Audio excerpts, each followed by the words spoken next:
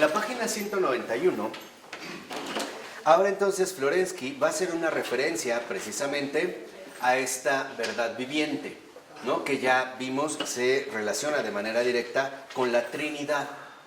Y lo primero que menciona es que cuando nosotros hablamos de la Trinidad, y para hacerlo nos apoyamos en nuestro concepto numérico de 3, lo que debemos de entender es que cuando hablamos de la Trinidad no estamos hablando de un número, no es un cómputo, no es el número tal y como nosotros lo podemos comprender en términos, vamos a decirlo así, matemáticos, sino que este número del 3, como dice Florensky, tiene precisamente una naturaleza particular. Primera, es algo suprarracional. No encaja con nuestras propias concepciones aritméticas, o por decirlo así, matemáticas. Dice en la cita de la 191, tenemos aquí, como dato de la revelación, el hecho de la triunidad divina del Padre, del Hijo y del Espíritu Santo. Unidad en la Trinidad y Trinidad en la unidad. Único nombre, Santísima Trinidad. Tal es el número divino, que no existe en el mundo natural. Entonces, lo que vemos es que nosotros en este sentido estableceríamos una especie de analogía con nuestro cómputo racional, o sea, aplicaríamos el número 3. Pero en realidad esto solamente es como para acercarnos a este misterio fundamental que es la Trinidad misma. Por eso, cuando nosotros queremos establecer numéricamente la unidad de la Trinidad, tenemos problemas. ¿Por qué? Porque el propio cálculo matemático no lo permite. Como que 3 en este sentido son 1. Y los problemas no vienen de la Trinidad, viene de que nosotros lo queremos asumir este misterio dentro de nuestras propias concepciones humanas. Dice, más bien representa un supernúmero. ¿Y a qué se refiere a este supernúmero?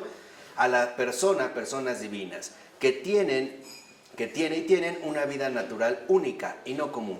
Este supernúmero, Trinidad, unidad, puede ser expresado en el lenguaje del pensamiento discursivo humano solamente como la unificación paradójica y absurda, porque es contradictorio del 1 y del 3. Entonces, aquí vemos un detalle fundamental. Humanamente, decir que la Trinidad es 3 y 1, desde el punto de vista matemático, es absurdo.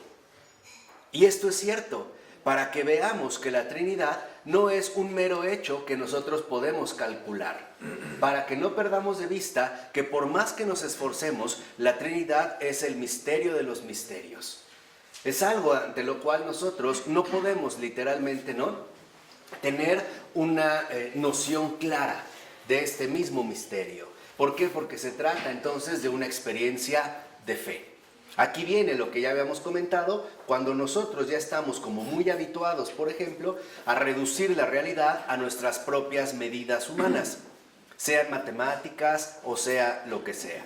Pero no necesitamos irnos, por ejemplo, necesariamente al caso primordial de la Trinidad para ver cómo lo numérico no necesariamente explica todo. Hablar del amor en términos numéricos también no es posible.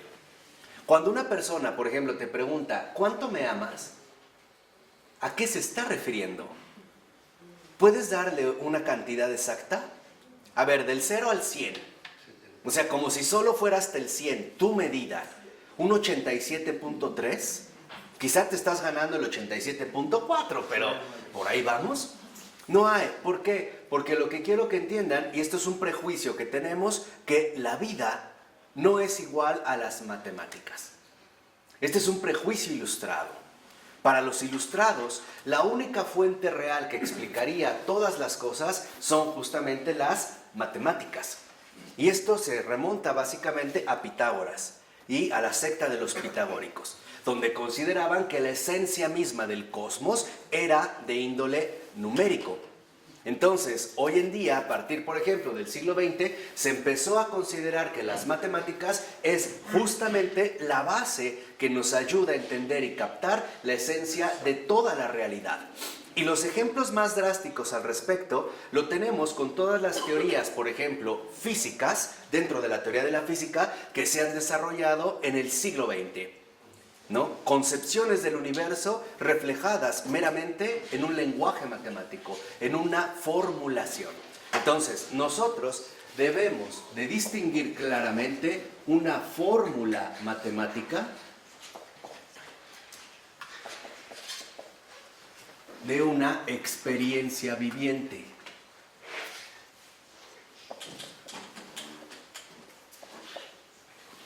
La fórmula matemática, en este sentido, se puede abordar, digamos, de manera adecuada a través precisamente de la lógica, que fue uno de los intentos de la filosofía del siglo XX. Mostrar que, por ejemplo, ¿no?, las matemáticas, que se consideraban como la raíz misma de todo el conocimiento, el fundamento de todo el conocimiento, quería mostrar que no, que hay una forma lógica, ¿no?, más allá incluso de las matemáticas. O sea, que la lógica es el fundamento de toda la realidad. Por lo tanto, si nosotros, por ejemplo, queremos comprender la realidad, entonces tendríamos que encontrar una manera lógica de poder expresarlo. Y la manera más precisa, más adecuada, más irrefutable, más invencible sería precisamente la fórmula matemática. Piensen en la fórmula de Einstein tan famoso de E igual a mc al cuadrado, ¿no? Hay una formulación matemática. En cambio, la experiencia viviente no depende precisamente de la lógica, sino que depende del misterio. Y aquí todos nuestros esquemas dados, lógicamente, son rebasados. Porque aquí lo que encontramos es contradicción. 3 no puede ser 1. Aquí lo que encontramos es antinomia. La antinomia que vimos que es la presencia inseparable de lo irreconciliable, pero que sigue conservando justamente su unidad. Entonces, esto es un prejuicio que nosotros hemos venido arrastrando, que bien podemos llamar un prejuicio matemático. Es suponer que las matemáticas son la llave maestra para explicar absolutamente todo. Y quizá el primer intento fundamental en este sentido hacia las matemáticas, o el cambio hacia las matemáticas, provenga precisamente de Copérnico, donde empezamos a esquematizar la realidad a través de una abstracción matemática. Y esto ya se puede ver, por ejemplo, más desarrollado como un sistema dado en Galileo. Si uno lee, por ejemplo, la física de Galileo, sus principios de física, que se pueden consultar, veremos que empieza la teoría, pero esta teoría discursiva va a empezar poco a poco a ser sustituida por una formulación numérica. Si ustedes leyeran en este momento la teoría de la relatividad especial de Einstein, verían que básicamente es una formulación matemática. Entonces, esto podríamos considerarlo como una desviación fundamental. Incluso para los griegos, las matemáticas se distinguían, por ejemplo, de otro ámbito que no tenía que ver con el aprendizaje abstracto. En este caso, la música. Y ahorita van a ver por qué me quiero referir precisamente a la música. Porque la experiencia fundamental del misterio es una experiencia musical, que no está sometido a los rigores matemáticos, por ejemplo, que la lógica suele imponer. La música viene precisamente derivado de las musas, o sea, de aquello que proviene por inspiración. La única diferencia es que la experiencia viviente del misterio no se da por inspiración, se da por revelación. Y esto es lo que nos permite a nosotros acceder a una racionalidad superior. En cambio, desde la lógica, la contradicción proviene porque aquí ante todo lo que prevalece es el cálculo. O sea, el cálculo en este sentido matemático. Si quieren ver las implicaciones de esto que apenas hemos esbozado, pueden leer un librito de Michel Henry que se llama La barbarie. Y precisamente una de las cosas que él va a denunciar en este texto, que es bastante pequeño, denso, ¿no?, pero pequeño, es que el problema en el que nosotros hemos incurrido, por ejemplo, es el hecho de que consideramos que la realidad puede ser asumida en base a un determinado cálculo cuya expresión irrefutable o dogmática sería a través de la matemática. Llevemos esto que estoy diciendo, que puede sonar como un poco extraño, a nuestra realidad de hoy en día. Llevémoslo al ámbito de lo social. En gran medida, hoy la sociedad se ve a grandes rasgos como una gran estadística. Y es la manera en la que vivimos, ¿no? Hacen un censo y dicen, a ver, una ciudad tiene tantos habitantes. Pero estos habitantes dejan de ser personas para pasar a convertirse en un mero ¿qué? Número. Cuando una persona ya no es asumida como persona, sino como número, entonces se le quita toda su realidad viviente y va a formar parte de ciertos cálculos que en efecto pueden ser utilizados en mayor o menor medida según los beneficios que se quieran obtener a partir precisamente de las posturas matemáticas. En cambio, si nosotros asumimos que una persona no es un número, sino una realidad viviente, esto nos obliga a tener que contemplar de manera seria su situación concreta. Y esto significa que entonces deberíamos de ser nosotros muchísimo más comprometidos con cada persona viviente. ¿Me explico o no? Entonces no hablaríamos de cifras, hablaríamos de almas en toda su dimensión. Pero las matemáticas tal parece que nos permiten en este sentido evadir este tipo de responsabilidad. Lo podríamos nosotros reducir a un mero planteamiento, o sea, a un mero cálculo. ¿Por qué de fondo se opone entonces la experiencia viviente a la fórmula matemática? ¿Por qué con Dios no puede haber cálculos? Con Dios no puede haber cuestiones de más o menos. Porque con Dios lo que siempre está en juego es algo que para nosotros nos resulta verdaderamente infinito. Esto es lo que Florensky va a llamar infinito actual, que viene tomado precisamente de las matemáticas. Acuérdense que él fue un gran matemático, un matemático genial. Entonces retoma aspectos de las matemáticas para mostrar que el infinito actual no es más que la realización de Dios en el mundo.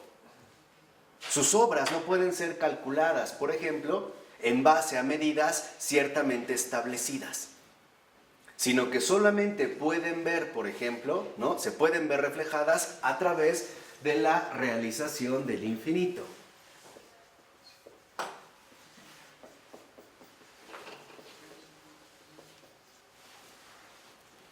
Esta realización del infinito es lo incalculable, lo impredecible.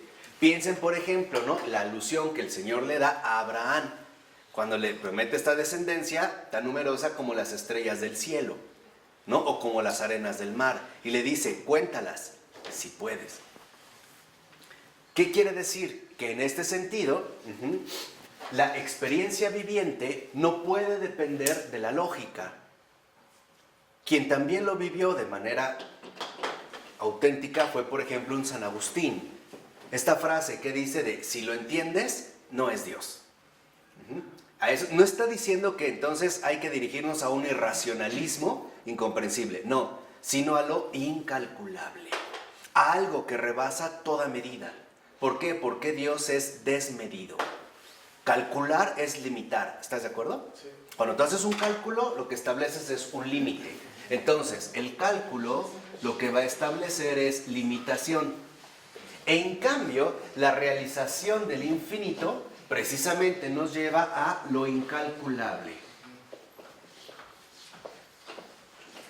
Y por eso es que Dios, en este sentido, se manifiesta como un misterio, no como un número. ¿Vamos más o menos? ¿Sí? Aunque digo, lo estamos tratando de hacer más sencillo para no irnos a los tecnicismos matemáticos de aquí. Pongamos un ejemplo. Esta limitación la podemos ver muy bien expresada a partir de lo siguiente. 2 más 2 igual a 4. ¿Estamos? En 2 más 2 igual a 4, por así decirlo, todo ya está dado. El resultado no puede variar. 2 más 2 siempre es 4. Siempre ha sido 4. Y siempre será 4. No hay novedades. Y les guste o no, yo sí defiendo que la matemática no nos enseña absolutamente nada. La matemática no nos aporta absolutamente nada. Las matemáticas no son más que habilidades o estrategias para realizar cálculos. Dicho de otra manera, la matemática es la anulación del misterio. no hay posibilidades de que surja una nueva ¿qué? Posibilidad. En cambio, lo incalculable lo que nos dice es que 2 más 2 es igual a Todo. Al infinito. al infinito. Porque Dios no solo tiene una opción, tiene infinitas ¿qué? Opciones. Esto te hace pasar del cálculo a la realización. ¿Y dónde se vive la realización del infinito? Pues en la fe. ¿O no? Sí. Entonces el hombre lo divide para entenderlo, Como para tratar de... lo proporciona, o sea, la matemática es proporcionar las cosas para facilitar la comprensión Claro. de las cosas, ¿verdad? Esto es El conjunto no lo puede no. entender. Y eso es y está bien. El problema es cuando queremos reducirlo todo a nuestra propia comprensión. Tampoco te extremos. Quien vivió, me parece a mí también, esta realización del infinito fue Pascal. Cuando habla de estos espacios infinitos que marean o que dan vértigo, se refiere a que en efecto, cuando realmente se percibe lo desmedido, lo único que sentimos es vértigo. Porque para nosotros todo debe de tener límite y medida. ¿Por qué? Conforme a nuestra capacidad, todo es medido. Respetamos todos que obedece a una medida. Claro. Dentro de un parámetro. Exacto. Y en este sentido lo que podemos decir es, justo porque somos finitos, queremos que todo sea finito, igual que nosotros, ¿no? Queremos hacer una proyección, de tal manera que proyectamos todo a raíz de nuestra propia medida. Creer en Dios significa romper muchos esquemas. Muchos. O sea, en realidad, creer en Dios nada más significa romper muchos esquemas. Amar a Dios significa anular todo esquema. Así, o sea, no, para creer rompemos muchos, pero algo nos guarda. Pero amar a Dios es, no puedes conservar un esquema.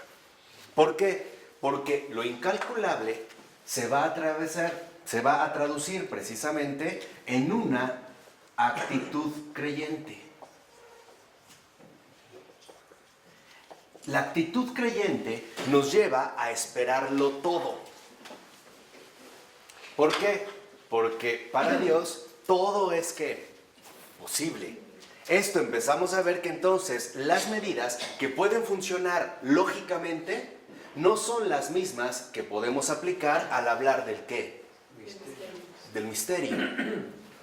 Esta actitud creyente entonces nos lleva a darnos cuenta de algo fundamental. La Trinidad es un hecho infinito. Y nosotros, como seres finitos, sentimos vértigo ante el infinito. Para poder captar bien esta transición, esta comunión, esta elevación, esta ascensión del ser, podrían leer y deberían leer a Edith Stein y su libro Ser finito y ser eterno. Ensayo de una ascensión al ser.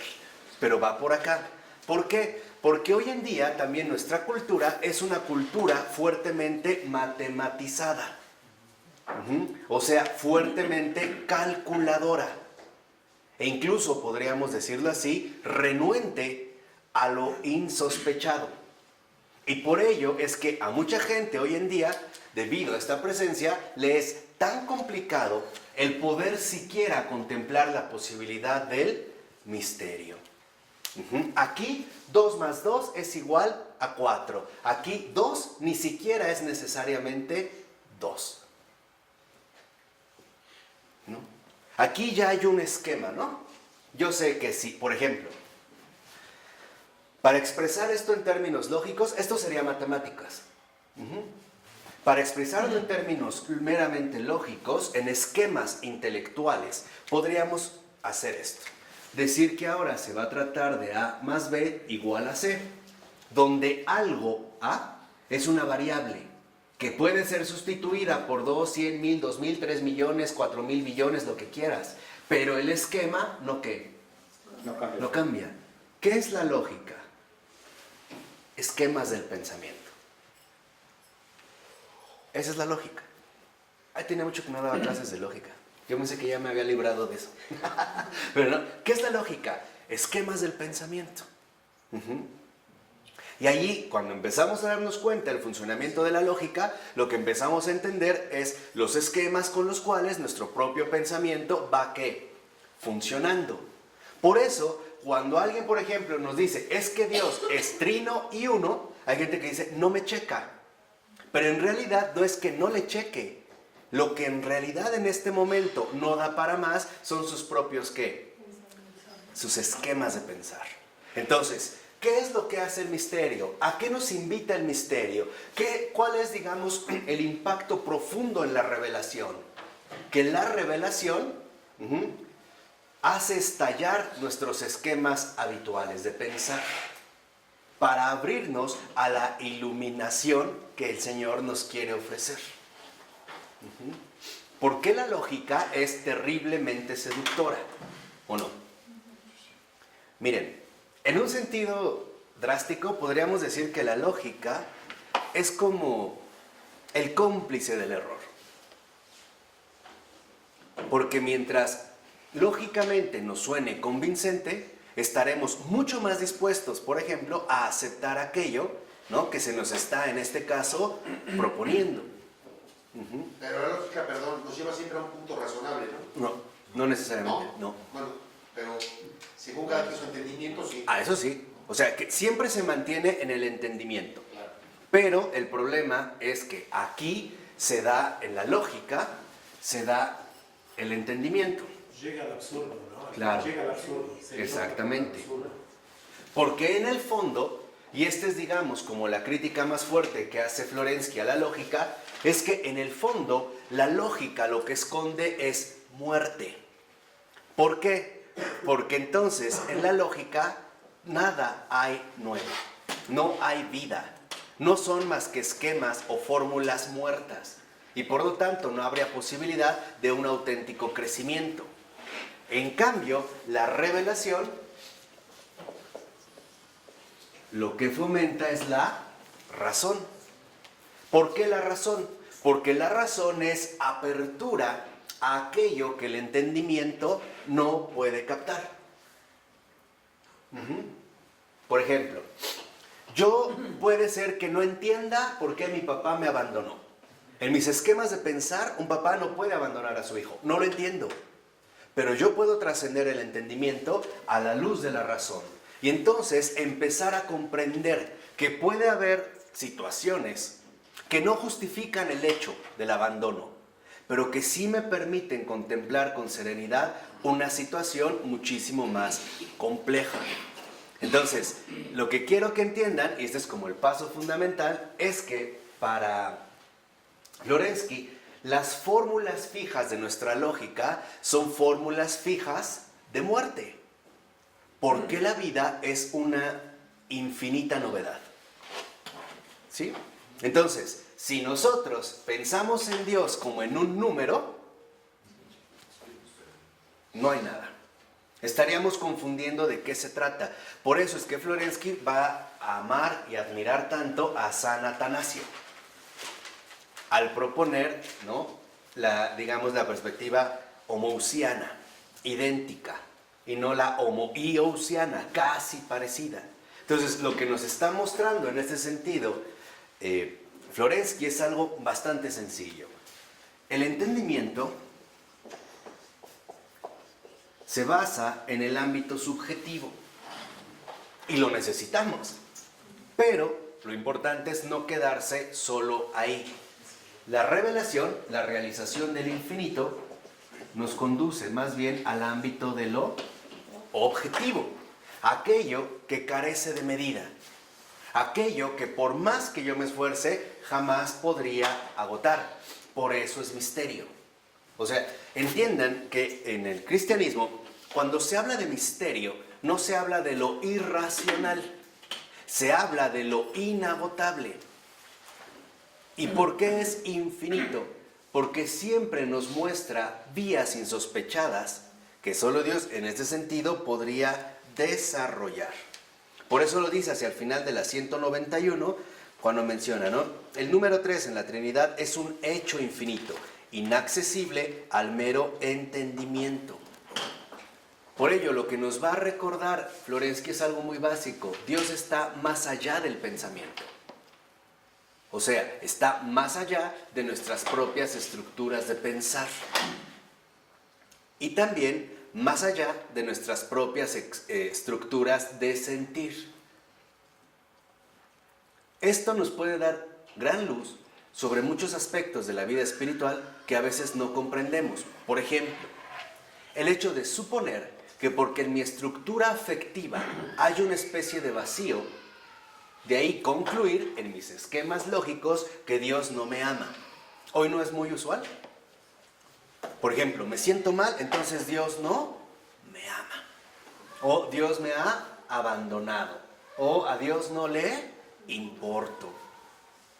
Estos reclamos son los reclamos de nuestras propias estructuras asumidas. No de la realidad que ciertamente se va desarrollando. Entonces nos dice Florensky, aquí lo subjetivo, lo que obtiene es una concepción. Esta concepción se llama concepto. Y hay quienes en efecto pueden tener un concepto de Dios. Pero esto no significa necesariamente que nosotros hayamos obtenido, ¿no?, objetivamente, no un concepto, sino una revelación. La revelación no trae como resultado la elaboración intelectual de conceptos, según nuestro propio entendimiento, sino una superación de estos conceptos. De tal manera que entonces yo ya no estoy enteramente especulando según las medidas de mi entendimiento, sino que me estoy nutriendo de aquello que me está siendo dado. La vivencia. Exactamente. A esta vivencia, ¿cómo se le llama? La encarnación del misterio. ¿Eh? La encarnación. Claro. Asumirse por el misterio. Claro. No es otra cosa más que la vivencia en carne propia del misterio. Miren, no tenemos mucho tiempo, pero aquí quiero hacer nada más una pequeña indicación para que vean qué tan extraviados estamos como cultura y para que vean hacia dónde se está refiriendo precisamente, ¿no?, lo que Florensky nos está mencionando. Nosotros hemos llegado a suponer ingenuamente que somos seres, vamos a decirlo así, enteramente lógicos, o sea, que nuestra vida ha empezado a partir de nuestro propio pensamiento, ¿no? Cuando se despertó el pensamiento, entonces ahí comenzamos a existir. Y todo, por ello, va a estar dado en la mente, ¿no? De ahí que un Freud, que sabe muchas cosas, menos lo esencial que es un ser humano, se queda hundido en la cuestión mental. Entonces, no, es que en la mente tiene que haber algo que nos resulte inaccesible y a eso se le llama inconsciente, ¿no? Hay que indagar en las aguas profundas de la mente humana, pero como no lo podemos hacer a través de la conciencia, lo vamos a hacer a través de los sueños, porque son como, digamos, la referencia fidedigna de lo que está ocurriendo en el inconsciente, pero todo sigue siendo, ¿qué? Mental.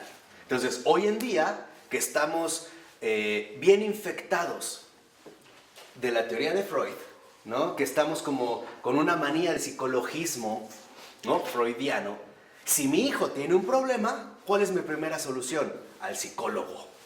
Porque estás mal de la cabeza, ¿no? En tu mente hay problemas donde se tiene que ajustar, entonces no funcionó, ahora te vas con un psiquiatra para que te medique. No, no es esto el punto. Miren, Jung, y lo acabo de leer en estos días, ahora entiendo por qué, porque no me estaba gustando mucho, pero entiendo por qué. Jung decía, cuando inició la razón, ya todo era muy complicado. Y tiene, de verdad, ha dado en el acierto. ¿Por qué? Nuestra realidad esencial no es lo mental, no es lo intelectual, es lo carnal. Nosotros somos carne, carne viva. Fíjense, vamos a empezar por ahí, lo voy a tratar como de sintetizar, ¿no? Somos carne viva.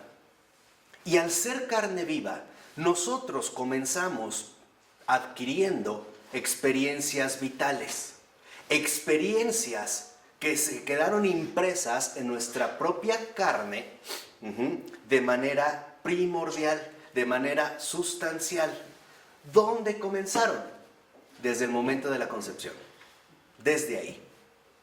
Cuando, por ejemplo, un bebé ha nacido, lo primero que va a quedar registrado en su ser, en su propia carne, porque lo ha vivido, y lo ha vivido en carne propia, Son todas aquellas manifestaciones que se le fueron dando y que él fue guardando a manera de experiencias vitales, prerracionales.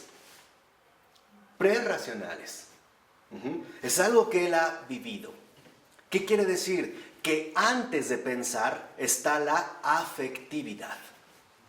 Esto es lo que con eso cada uno de nosotros comenzó. Desde la aceptación de la madre o el rechazo de la madre o del padre, etc. Y ahorita... ¿ah? El sentir, ¿no? Claro, pero es un sentir que se vive, es vivencia.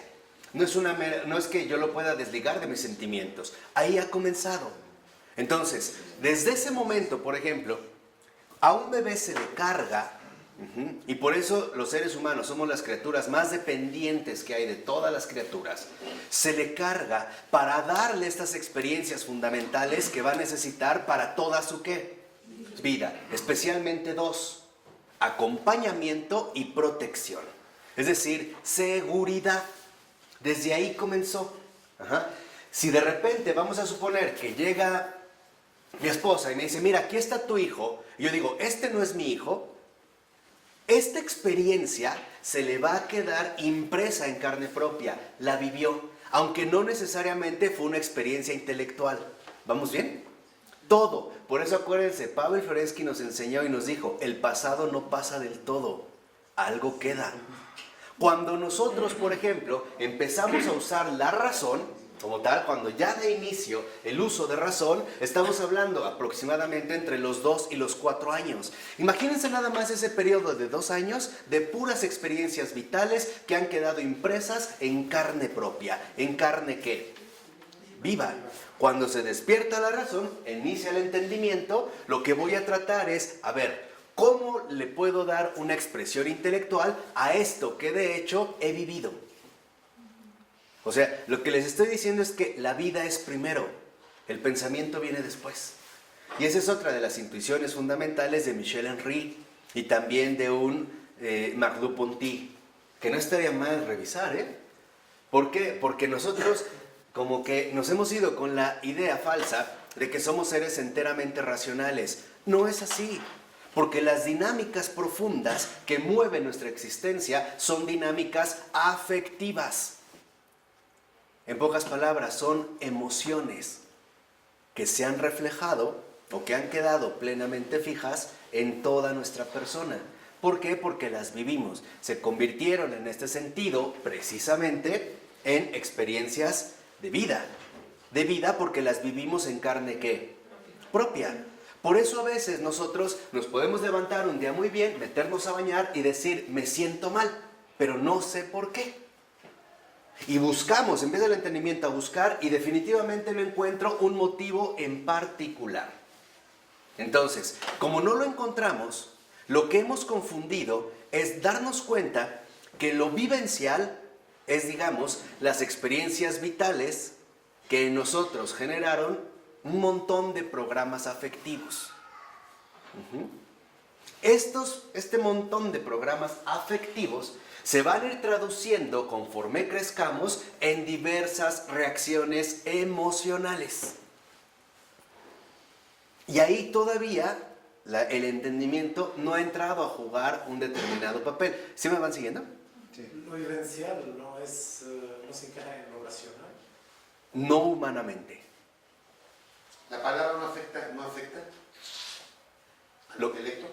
Claro, pero eso será después. Desde que naces, ¿no? Exacto. Pero o sea,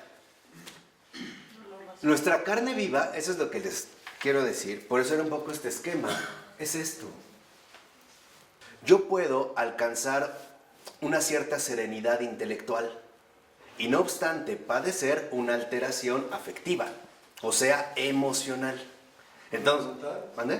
¿Por la voluntad? No, por mis vivencias, los sentimientos que esto, digamos, ha despertado. Que es, digamos, lo que en efecto se ha perdido de vista. Cuando un adolescente, un joven, un adulto tiene una problemática y lo envían con un psicólogo, lo que no se dan cuenta es que no van a atender la cuestión de raíz. ¿Por qué? Porque lo que el Señor va a sanar en nosotros es nuestra carne viva, todas nuestras experiencias de vida. aun cuando nosotros probablemente ni siquiera consideramos que esto había tenido algún tipo de repercusión en cada uno de nosotros. Y ahí aparece lo incalculable. Por eso es que mencionábamos de la actitud que. Por eso el Señor que nos prometió una vida nueva, ¿no? No un pensamiento nuevo. O sea, la vida es lo primero en el hombre. El pensamiento se irá despertando poco a poco. Pero el pensamiento tratará de encajar en sus esquemas lógicos las vivencias que previamente cada uno de nosotros ha adquirido. Por ello, lo que vemos es que el Señor, por ejemplo, incluso desde los Salmos se ve que al ir iban llorando y al regresar vienen cantando. ¿Qué cambió? Todo. La vivencia con... Su vivencia, sus emociones. Entonces, aguas con esto, porque el primer trabajo serio que el Señor realiza en el alma humana es la ordenación de las emociones profundas. Es una tentación, por ejemplo, porque ya sabemos que el maligno es el entendimiento puro, ¿no? Ese sí es entendimiento puro, ¿eh? No, la obsesión del sí mismo, de que solo yo es lo único valedero, ¿no? Por eso decía Florensky, ¿no? En el infierno se grita 3 no es 3. Es ello, ¿no? No hay un misterio, no hay una revelación, todo puede ser alcanzado por mi entendimiento. Esa es una obsesión, y ciertamente es una obsesión diabólica, ¿no? Y lo podemos ver, por ejemplo, en diversas literaturas, donde alguien se obsesiona con obtenerlo todo en el entendimiento y se ve una transformación profunda, una denigración de esta persona, ¿no? Hay una novela que yo les recomiendo de Balzac que se llama La búsqueda del absoluto. Y es esto, ¿no? La búsqueda, o sea, es como este afán diabólico por reducirlo todo a mi entendimiento, ¿no? Y lo que no entra dentro de mi entendimiento no vale, lo rechazo. Pero otra forma es cuando el entendimiento quiere, por ejemplo, conocerlo todo. Y no está mal porque es nuestro afán, porque nosotros necesitamos hacerlo. El punto está en no quedarse únicamente en el ámbito del entendimiento, sino en pasar al ámbito de la razón.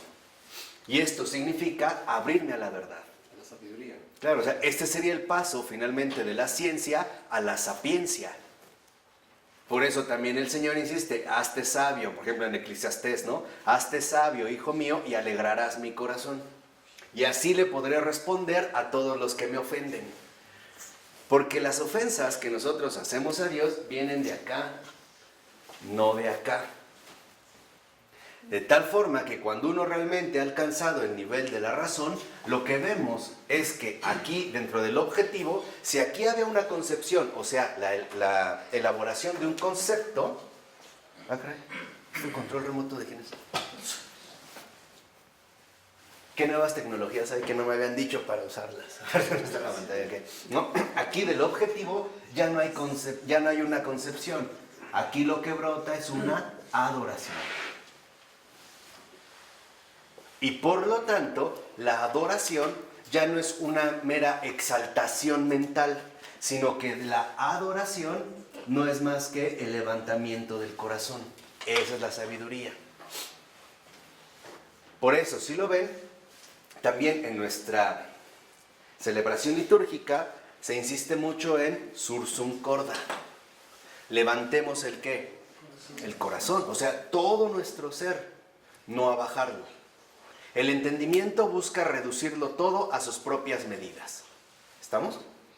La razón desea alimentarse de lo desmedido. El entendimiento, y ahí es donde entran las luchas, el entendimiento rechaza la verdad porque considera que él mismo es la verdad. Por eso dijimos, el maligno es entendimiento puro. La razón no solo busca la verdad, la adora. Por eso nosotros necesitamos nuevamente ejercitarnos en la razón y romper el ámbito estrecho del puro ¿qué? Entendimiento. Otra vez, aterricémoslo en nuestra realidad concreta y social. De acuerdo al entendimiento humano, muchos padres desde hace 3, 4 generaciones consideraron que lo primordial para sus hijos era darles todo materialmente. Que tuvieran todo, que tenga todo lo que yo no tuve. Su casa, su coche, o primero el coche, la casa, viajes, dinero, buenas escuelas. Sí, pero ¿a costa de qué? A costa de que el papá, y de ser necesario también la mamá, estuvieran todo el día fuera trabajando, sin ningún tipo de contacto con ellos. ¿Cuáles fueron las consecuencias? Funestas. Problemas fuertes de identidad en estos jóvenes, abandono, soledad, etc. Y todavía el padre le reclamaba. Por ejemplo, si el muchacho empieza a ir mal en la escuela, el padre le decía, pero es que yo te lo doy todo, ¿cómo puedes fallar? Yo me estoy matando por dártelo y tú no sé qué. Falso. Porque no comprendimos que las cosas jamás sustituyen a las personas. Entonces nuestro entendimiento nos dijo, no, tienes que trabajar todo el tiempo para darle a tu hijo todo lo que necesita. Sí, pero nunca nos pusimos a pensar qué es lo que realmente necesita. ¿Sí me explicó? Sí. O sea, el entendimiento calcula, la razón piensa. Pensar es abrirme al infinito, eso es pensar. No quedarme atrapado en mis propias estructuras ya fijas. Por ello es que Florensky va a insistir en que es muy importante que nosotros regresemos de nuevo a la racionalidad espiritual. Por eso es que el hombre espiritual no está separado de la razón. La fe y la razón, como decía San Juan Pablo II, son las dos alas con las que se eleva el espíritu humano. No se trata, por ejemplo, como Lutero, de suponer que la razón nos anula el camino de la fe, nos entorpece el camino de la fe. Entonces hay que dejar la razón atrás y hay que caminar en una fe ciega. No es esto. Se trata de que nosotros elevemos nuestra razón hasta la adoración plena, precisamente, del misterio. ¿Vamos? Dicho de otra manera, necesitamos dejar de ser tan matemáticos y volver a ser más musicales, o sea, más creyentes. Por eso los ángeles, ¿qué se la pasan haciendo en el cielo? ¿Oh? Cantando, no haciendo cuentas, ¿verdad?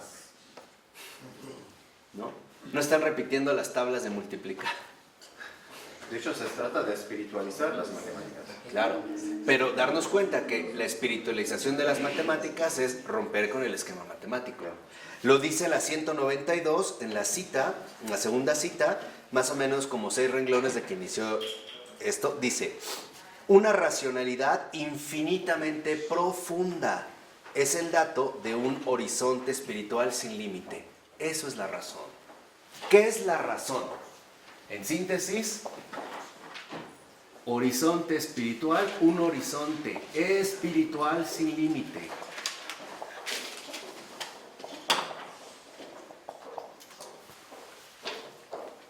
El entendimiento, precisamente, sí tiene su propio límite. Y por eso, desde el puro entendimiento, nosotros no podemos crecer en la razón. No habría un horizonte amplio. De tal manera que entonces el entendimiento está llamado a ser superado. Por eso les decía, ser superado no quiere decir negado. Es como ir creciendo. No significa que tenemos que romperlo, significa que tenemos que cruzarlo. Es como, para que una persona llegue adulto, tiene que ser niño, ¿o no? Pero ¿qué pasa cuando somos adultos y todos nuestros programas afectivos siguen siendo de niño? No vivimos bien. La verdad es que la pasamos muy mal. Porque muchos estamos así, Podemos tener 20, 30, 40, 50, 60, 70 años. Y nuestros programas afectivos de estas experiencias vitales que vivimos en carne propia siguen siendo infantiles. Y no encajan con las exigencias que la vida nos va proponiendo según nuestra propia etapa. Lean otro texto de Romano Guardini que se llama Etapas en el camino de la vida. Y verán, hay etapas. Lo mismo para nosotros. Lo importante es no quedarnos atrapados aquí, sino dar el paso hacia aquí, a la aceptación del misterio, que nos va a proporcionar un horizonte espiritual sin límite. Y esto es lo principal. En la razón no hay cálculos. No cuestiona. No. Busca. Busca, acepta y adora. Esa es la razón. Por eso a nosotros se nos invita a dirigirnos a Dios razonablemente, a través de la razón, sin querer entender. Porque a veces entender es poseer, ¿no? Es como arrebatar, es obligar. Es rebeldía, ¿no? Exactamente. Ese es el núcleo de la cuestión. Y qué bueno, ya me ahorraste un buen rodeo. Pero claro, ¿por qué? Porque hay que trascender, fíjense, porque hay que pasar, cruzar, atravesar el entendimiento. Porque el entendimiento es la semilla de rebeldía en el alma humana. Ahí está esa semilla de rebeldía, es ahí. Está dada justamente en el entendimiento. La razón, por su parte, ya no es rebeldía, es que obediencia. ¿Qué significa horizonte espiritual sin límite? Apego a la verdad.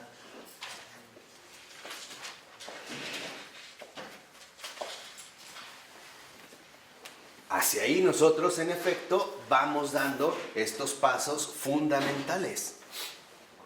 Este es empleo de la razón, apego a la verdad, donde una persona ya adquiere un horizonte espiritual sin límite.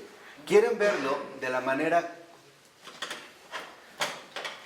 más clara, más hermosa? Lean el proslogion de San Anselmo, que es extraordinario, donde un Kant no entendió nada de lo que San Anselmo estaba diciendo.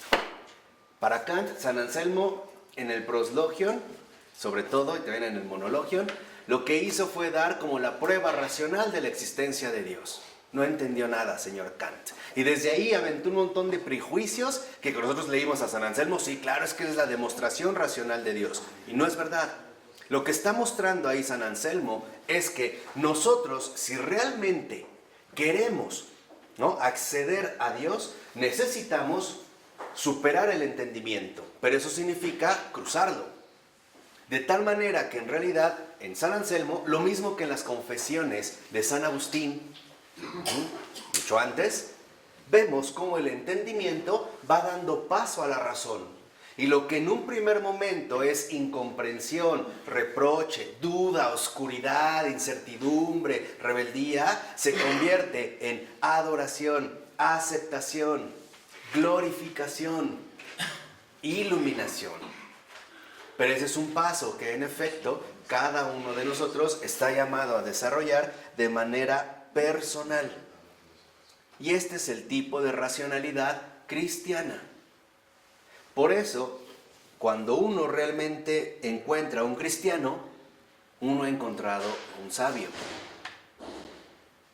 No es el que sabe mucho, es el que despliega nuestra visión a un horizonte espiritual sin límite.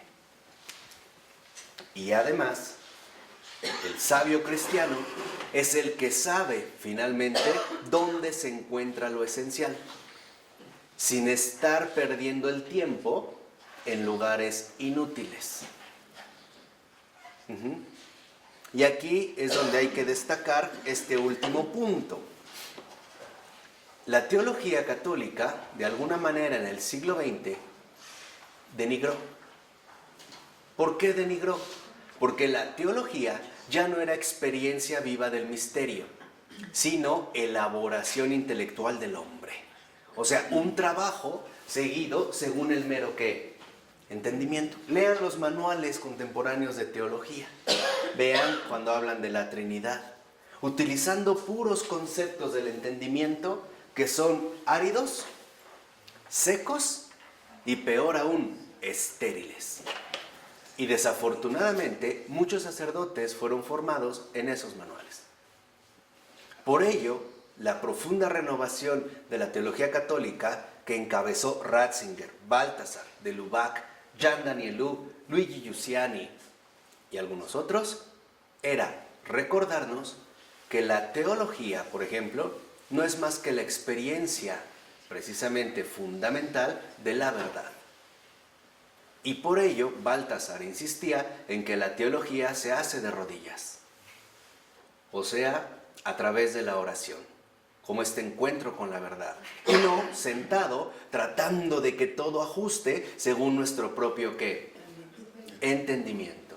Esta es de fondo la gran diferencia, por ejemplo, que hay entre Joseph Ratzinger y Hans Küng.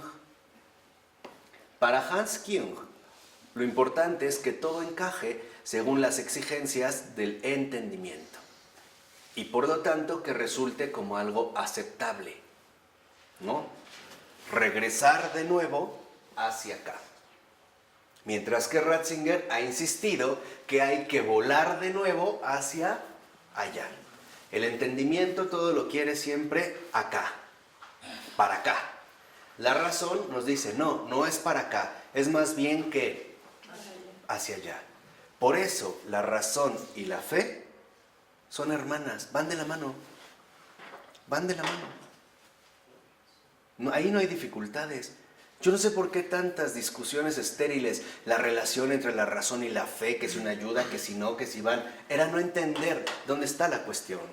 Los problemas están acá, acá no.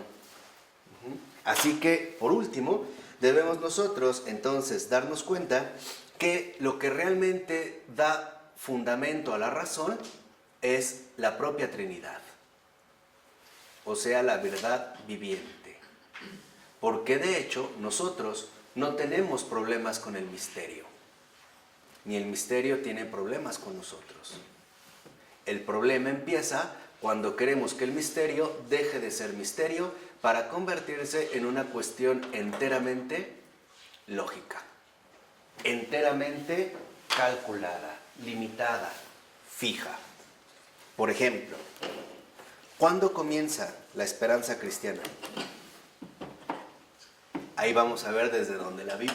Fíjense, nada les voy a mencionar, nada más de la esperanza. ¿Cuándo comienza la esperanza cristiana? ¿Cuando empiezas a creer? No. El nacimiento.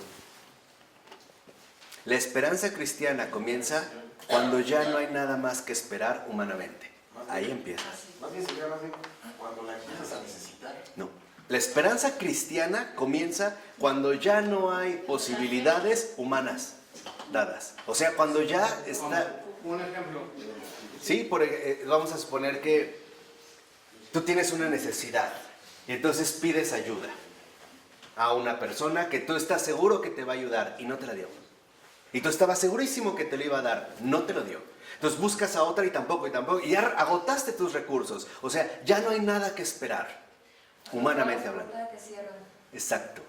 Ahí es cuando va a comenzar la auténtica esperanza, ¿qué? Cristiana. Ahí es donde va a empezar. Ahí es donde nosotros tambaleamos. ¿Por qué? Porque eso involucraría que entonces tenemos que pasar del entendimiento a la ¿qué? Vamos, de lo subjetivo a lo objetivo. Ahí empezará. Con esa esperanza, si no pasa nada después, ¿qué? Ese es el punto. Sí está pasando. Claro. Tú no lo ¿Ya no ves. existe Dios? No, cuando, por ejemplo, decimos, es que ya agoté, y entonces no ha pasado nada, lo más probable es que en realidad no estaba esperando a Dios, no estaba, digamos, dirigido a lo que está pasando. O lo más probable es que esté pasando, pero no como yo quería, o no como yo había pensado, o no como yo lo había decidido. En la administración de la gracia, lo normal es que el Señor vaya dando todo, pero poco a poco y paso a paso. Acordémonos del pueblo de Israel cuando es llevado al desierto. Todos los días tenían maná, pero nunca pudieron guardar ni más ni de menos. Era exactamente lo que necesitaban. ¿Día a qué? A día. 40 años. ¿Por qué? ¿Cuál era el fondo de esta pedagogía, de esta enseñanza? Que aprendieran a confiar. ¿En el día a qué? A día. Porque en el entendimiento, cuando nos movemos mucho desde el entendimiento, nuestro cálculo también se transforma en último término ¿en qué? En posesión, ¿no? En control. En exigencia. No me dan las cuentas, ¿no? 2 más 2 tiene que ser 4, ¿no? Aquí está, entonces empezamos en todos los niveles de la vida. En cambio aquí, ante lo incalculable, la actitud creyente va a tener una cuestión central, es la pérdida del control. Ya no soy yo el que va a intervenir. Ahí es cuando uno dice, es que en realidad todo está en manos de Dios. No significa que yo me voy a sentar a rascar la panza y listo. No, significa que Él es el que está obrando, aunque no sea necesariamente la manera en la cual yo espero. Los problemas vienen de aquí, ¿no? Podrían decir, ay, ¿por qué no dio más maná para que pues, hicieran una bodeguita, etcétera? No, no. La esperanza de nuestro resultado. Sí, ahí es donde se van a vincular. Por eso es que les decía que hoy para nosotros, debido a nuestras circunstancias culturales que vivimos, o sea, el mundo en el que vivimos, de las tres, la fe, la esperanza y la caridad, la más golpeada, casi destruida, es la esperanza. Ese es el punto clave. El que está más, digamos, quebrantado es justamente la esperanza.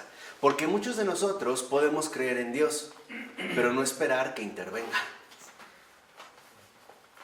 Puedo creer en Él y desarrollar también a lo mejor mi vida ordinaria en base a la caridad, pero no esperar que Él se manifieste como lo que es. Es la esperanza, digamos, precisamente, ¿no?, la que hoy en día está agonizando. ¿Por qué? Porque nosotros seguimos como aferrados a nuestros propios cálculos y a nuestras propias medidas. Entonces, es fundamental que nosotros, en último término, nos demos cuenta que cuando nosotros queremos tener todo bajo control, solo lo vamos a hacer a través de una formulación desde el entendimiento, ¿no? Pero esto me va a anular cualquier contacto con algo superior, con algo grande. A esto también se le pueden llamar prejuicios, limitaciones o negaciones.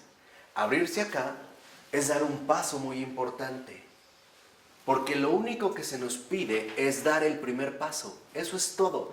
No se nos pide hacer todo el recorrido. Lo único que se nos pide es dar el primer paso. ¿Y cuál es el primer paso? Creer. Por eso, el primer paso es muy simple. Creo. Aumenta mi fe. Eso es todo. Es lo único que se nos pide. Dar este paso primero. Creo. Aumenta mi fe. Lean por último un libro extraordinario que se llama El Diario de la Felicidad, de Nikolai Steinhardt, un judío intelectual, súper intelectual, que es detenido, ¿no?, en Rumanía durante el régimen soviético, es encarcelado, llevado a los campos de trabajo comunistas, y ahí va a tener una conversión muy fuerte y va a terminar de monje ortodoxo en el monasterio del Monte Athos. Y aparte, al ser bautizado, va a tener su testigo, que es un sacerdote católico. Vean. Y vean cómo en efecto ahí él va mostrando en este diario de la felicidad cómo la felicidad consiste en algo muy sencillo, pero difícil de realizar. Vencer el entendimiento. Esa es la felicidad. Para alcanzar la felicidad, lo único que hay que hacer es vencer el entendimiento. O sea, usar la razón. ¿De acuerdo? Vamos a dejar esto aquí. En nombre del Padre, del Hijo y del Espíritu Santo. Amén. Pues